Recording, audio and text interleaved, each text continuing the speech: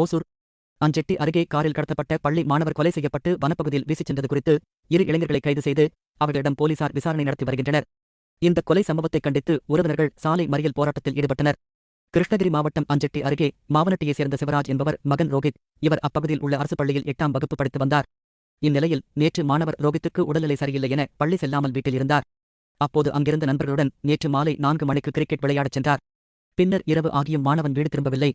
இதையடுத்து பெற்றோர் அஞ்செட்டி காவல் நிலையத்தில் இரவு 8 மணிக்கு புகார் அளித்தனர்.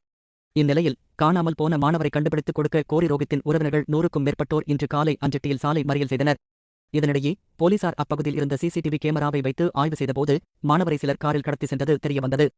சிசிடிவியில் அடையாளம் காணப்பட்ட 2 இளைஞர்களை போலீசார் பிடித்து விசாரணை செய்ததில் மாணவன் ரோஹித்தை கொலை செய்து தேன்கனிக்கோட்டை சாலையில் உள்ள திருமுடுக்கு கீழ்வள்ளம் வனப்பகுதியில் வீசியதாக அவர்கள் கூறியதாக தெரிகிறது. போலீசார் வனப்பகுதிக்கு சென்றபோது அங்கு காலில் வெட்டு காயங்களும் வயிற்றில் குத்தப்பட்டு மாணவர் ரோஹித் கொலை செய்யப்பட்ட நிலையில் கிடந்தார். இதனையடுத்து உடலை பிரேத பரிசோதனைக்காக போலீசார் கொண்டு செல்ல முயன்றனர். ஆனால் உறவினர்கள் உடலை கொடுக்க மறுத்து இதற்கு உடந்தையானவர்கள் மீது நடவடிக்கை எடுக்க வேண்டும், போலீசார் உடனடியாக விசாரணை செய்யாமல் அலட்சியமாக இருந்ததாக கூறி போலீசாரை கண்டித்து தொடர்ந்து சாலை மறியலில் ஈடுபட்டனர். இதனால் அப்பகுதியில் பதற்றமான சூழ்நிலை நிலவுவதால் ஓசூர் ஏஎஸ்பி அக்ஷய் அனில் வாகரே தலைமையில் போலீசார் குவிக்கப்பட்டுள்ளனர்.